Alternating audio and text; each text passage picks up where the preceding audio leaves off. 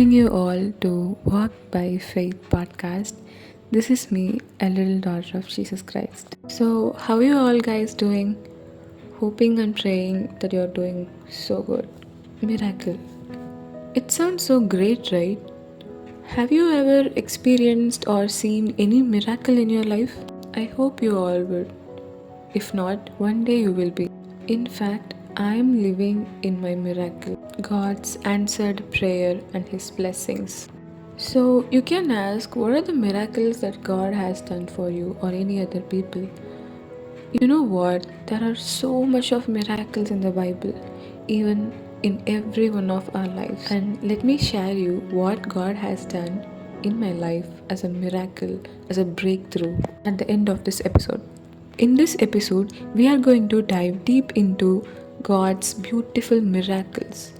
So today I took 5 most important incidents in the Bible, and those are my most favorite and most important incidents in the Bible. The first incident is turning water into wine. This is the first ever sign that Jesus had performed. There was a wedding at Cana in Galilee. So when the wedding ceremonial is happening and everyone is enjoying and having wine, suddenly the wine got over. When Jesus' mother got to know about this thing, he told to Jesus that there is no more wine here and you need to do something. Told the servants to do whatever he tells to you.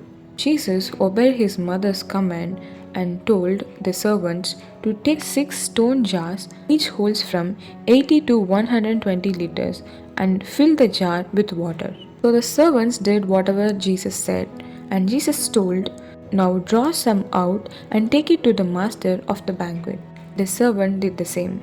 The master of the banquet tasted the water that has been turned into wine. Then he called the bridegroom aside and said, "Everyone brings out the choice wine first and then the cheaper wine, after the guests have had too much to drink. But you have saved the best till now." Have you seen what happened here? So let's look into the preparation of wine, like how the wine is prepared. Usually it takes from months to years to prepare a fine quality of wine, and they need to get some good fine grapes and put them into procedure of making the wine, which requires all the crushing, smashing and extracting the juice out of all those grapes. Grapes undergo so much of pressure and fermentation for all those months and years so that we can get a good quality of wine. But have you seen what happened here? It's just water.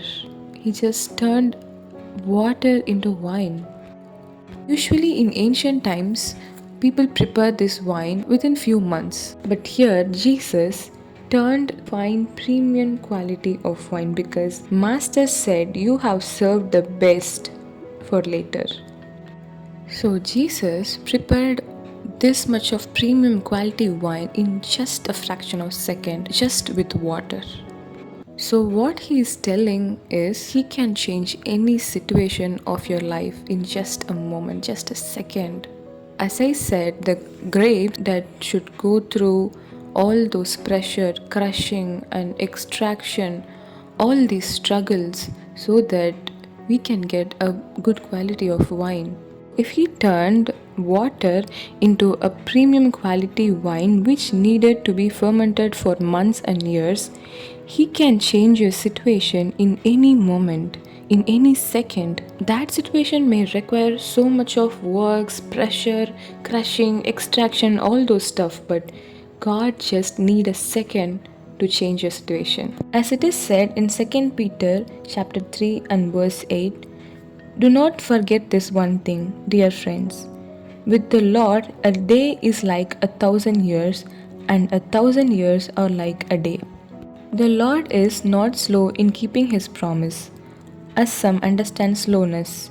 Instead, He is patient with you. Just trust, have faith that your situation will change. God will make it happen. The second incident is 5 loaves and 2 fishes. So as the Passover festival was near, there were so much of people, so much of crowd, more than 5,000 people were gathered to hear the preaching of Jesus. As the time went by, he asked one of the disciples, where shall we buy bread for these people to eat?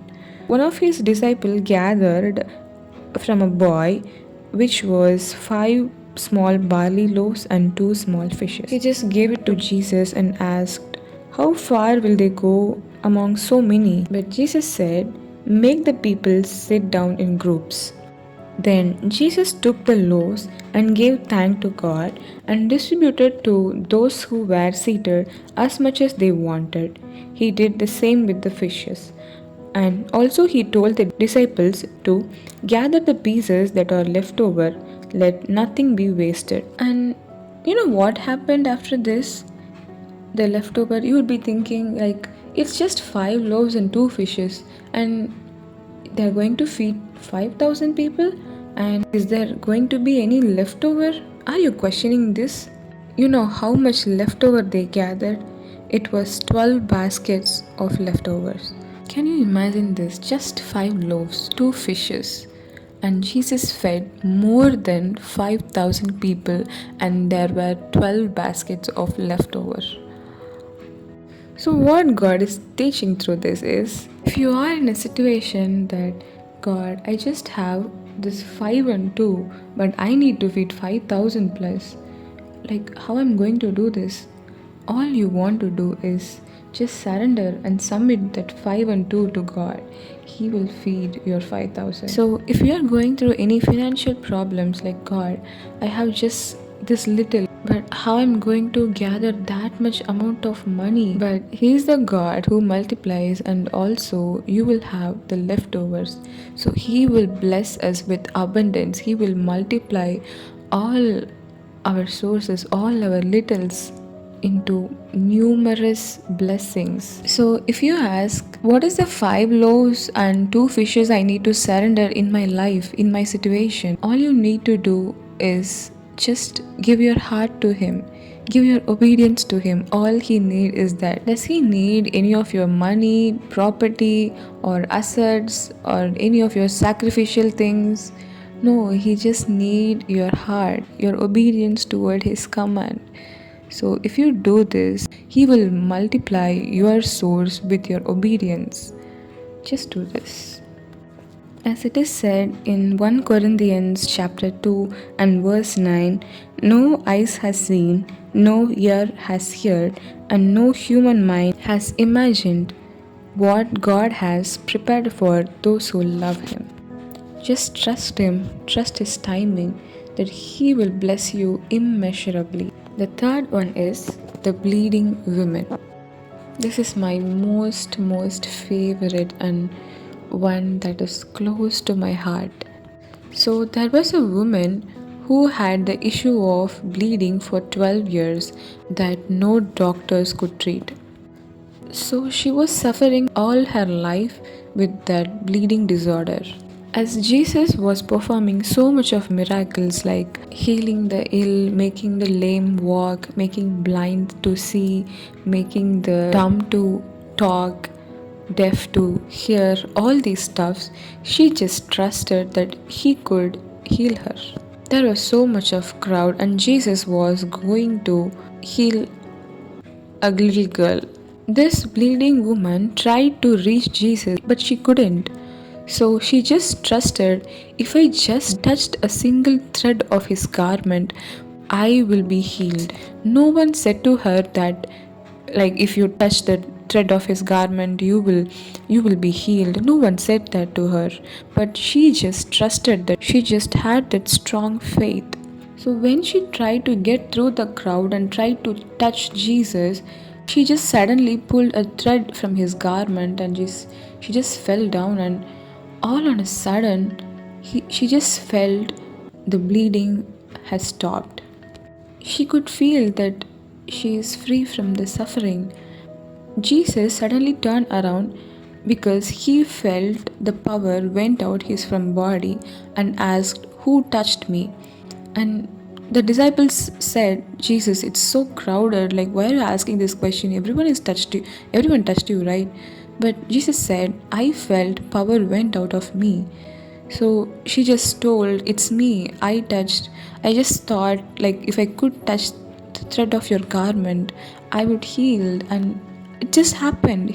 She said, but Jesus said, Daughter, it was not the piece of my garment, but it was your faith. Your faith has healed you. Go now in peace and be freed from your suffering. Can you figure out what this is teaching us? Yes, faith. She just had that strong faith that he could heal me, and it is what happened, right? So, if you're struggling on something for so much of days, months, years, like my situation is just being still and nothing is changing, no one could change my situation, even I couldn't, even doctors couldn't change the situation, any kind of diagnosis, sufferings, whatever the things may be. Jesus can heal you, and all you need to have is a strong, strong faith that He could heal me, He could make it happen. Just have that strong faith.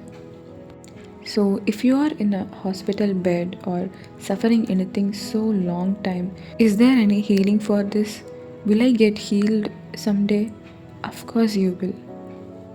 Jesus has cured so much of disorders. He healed the blind, paralyzed, deaf, dumb, lepers, raised the dead. If we can see in the Old Testament, Sarah, who crossed the childbearing age and she was barren, but God gave her Isaac to her at the age of 90. God can do anything. Even in nowadays, He is curing cancer, most uncurable diseases. He is healing people who are struggling with any disorders for so much of years. All you need is faith, a strong prayer that God would heal me. Pray to Him every single day, every moment that He would heal me. I trust God because nothing is impossible for God. The fourth one is raising Lazarus from dead. Isn't it the most unimaginable and unrealistic thing? But this is just a simple thing for God. There was a man named Lazarus, and he had two sisters, Martha and Mary, and he was relative of Jesus. When Jesus heard Lazarus was ill, he just said, "This illness won't lead to death, and it's all for good." He stayed in the place where he was staying for 2 more days, and after that he decided to go and visit Lazarus with his disciples. So when they reached the place and they hear the news that Lazarus was dead and it's been 4 days. Martha, sister of Lazarus, came running to Jesus. Lord, if you had been here, my brother would not have died. Jesus said, Your brother will rise again. Mary, the other sister, also said the same. Lord, if you had been here, my brother would have not died. She was weeping, and everyone was weeping. Seeing all this, Jesus wept. So, boys and girls, listen. Is it okay to cry? You know what? Jesus knew he is going to rise Lazarus from dead. He didn't just say it's okay, let's just go and wake him up. Don't cry. He didn't say that, but he wept with him. This denotes the human nature of Jesus, that he too have emotions, even though whatever he knows, whatever the things going to happen, he still wept. So if you are thinking, I know what God has promised for me, but still I'm crying, and am I still not trusting God? And don't I have faith? No, don't think like that. It's okay to cry, but just hold on to your faith. So, coming back to the story, Jesus and everyone went to the tomb, and it was a cave with a stone laid across the entrance. Jesus said, Take away the stone. Martha said, But Lord, by this time there is a bad odor, for he has been there for 4 days. Jesus said, Did I not tell you that if you believe, you will see the glory of God? Isn't it amazing? So, after this, Jesus prayed to God, and Jesus called in loud voice, Lazarus, come out. You know what happened next? The dead man came out, and his hands and feet wrapped with stripes of linen and a cloth round his face. Jesus said, take them off the grave cloths and let him go. Can you imagine any situation like this, rising a dead? So what God teaching us from this is, Jesus knew it was going to happen, the death is going to happen, but he waited for the right time. So, if just Jesus went and healed him when he was ill, maybe they couldn't prove it that maybe he just healed by himself. And if just Jesus went on the day of his death, maybe they can't just prove that even. Like maybe just we just mistook him that he's dead. But it's been 4 days, 4 whole days. So Jesus waited for the right time to perform this miracle so that everyone will know that it is God. Maybe you would be crying like Martha and Mary, Lord, if you had been here, my brother would not have died. Like, you can just ask God, like, God, why is this happening to me? Why are you allowing this suffering to me? You can remove all these sufferings in just a second, but why are you not doing this? If you are asking this kind of question to God, just know that God is waiting for His perfect timing so that you will know it is done by God. Not any other situation, not any other random coincidences, but it is God. If you are going through any hard situations, just pray to God. Lord, give me the strength. Help me to wait on you for your perfect timing. Teach me what should I do in this waiting season. Strengthen my heart, but I trust you. You will make it happen. Pray this, and in God's perfect timing, your breakthrough is coming. The last and fifth one is the Red Sea moment. At the time, Israelites were held captive by the new king Pharaoh of Egypt. God commanded Moses to help the people from get out of the captivity. Then God allowed 10 plagues so that the king would release the people from slavery. But only after all those 10 plagues, the king accepted to release the people. Long story short, they got out of the Egypt and they were halted in a desert. But suddenly the king changed his mind and sent his army to capture those people. Knowing this, Moses led the people to march forward. But this is where we have to look close. Before them, there was the Red Sea. Behind them, the army is coming to get them. In Exodus chapter 14 and verse 12, we can see the people saying, "Leave us alone, let us serve the Egyptian. It would have been better for us to serve the Egyptian than to die in desert." But Moses answered the people in verse 13, "Do not be afraid, stand firm, and you will see the deliverance the Lord will bring you today. The Egyptians you see today, you will never see again. The Lord will fight for you. You need only to be still." So then the Lord said to the Moses, "Why are you crying out to me? Raise your staff and stretch out your hand over the sea to divide the water, so that the Israelites can go through on the dry ground." As God said, Moses stretched out his hand over the sea. And you know what happened? The water were divided, and the Israelites went through the sea on dry ground with a wall of water on their right and their left. Just think of this moment. So, before there is a Red Sea, and behind them there is an army of people marching towards them.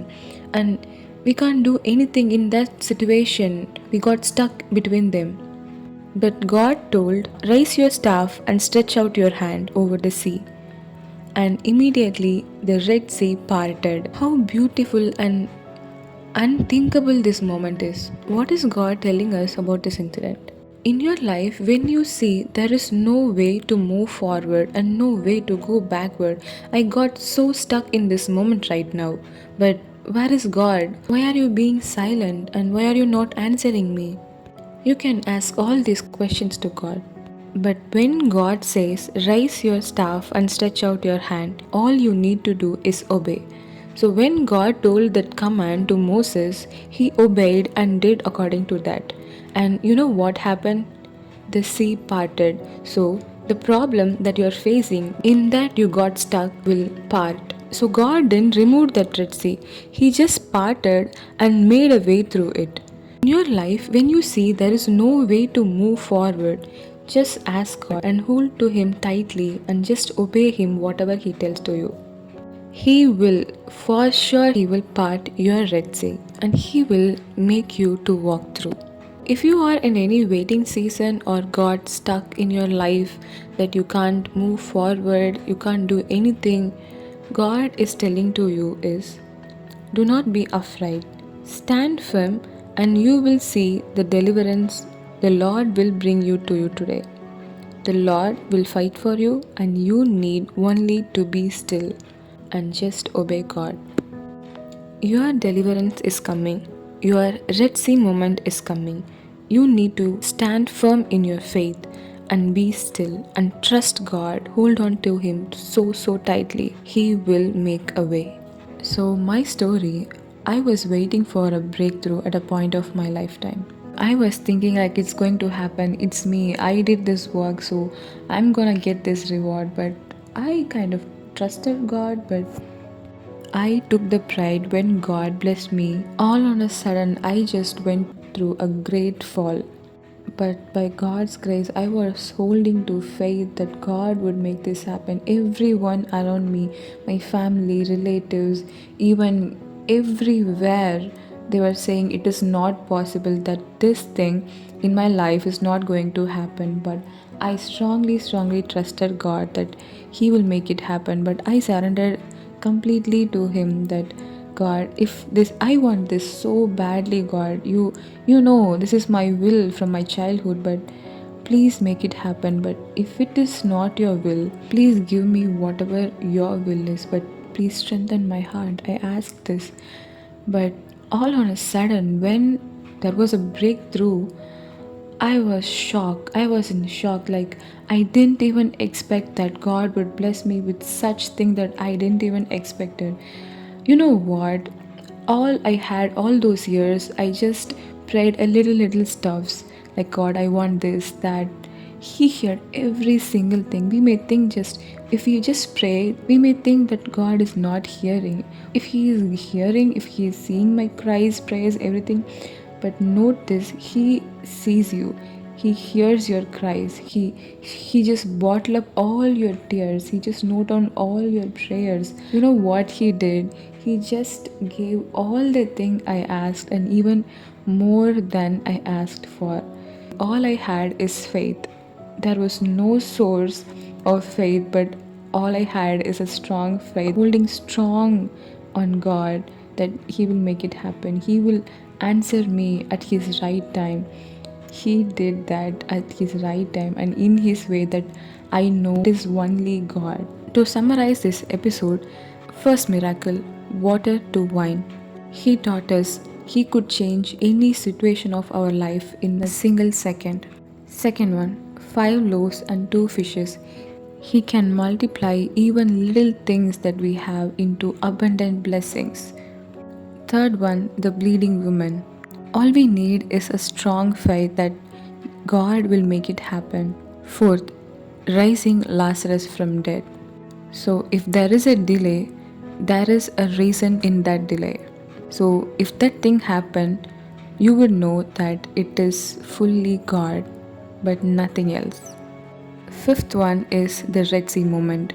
When your path is blocked by a big problem like Red Sea, God will part the Red Sea and make you walk through that. So, all I want to say to you all is just pray, have a strong faith. If you are struggling with any situation, if you are in any kind of season, this too shall pass. And there is a meaning, there is a reason for this season, and make use of it. If you are in a waiting season, just make use of your waiting season. Just prepare yourself for your upcoming blessings. Your breakthrough is coming, your deliverance is coming. Soon you are going to say that, God, this is more than I asked for. So the Lord will fight for you. All you need to do is be still. Verse of the day, Philippians 4 chapter 6 verse. Do not be anxious about anything. By prayer and petition, present your request to God. So just pray about everything and present all your worries and queries to Him. He will take care of you. So, thank you for listening to this podcast, and I'll see you in my next episode. Bye.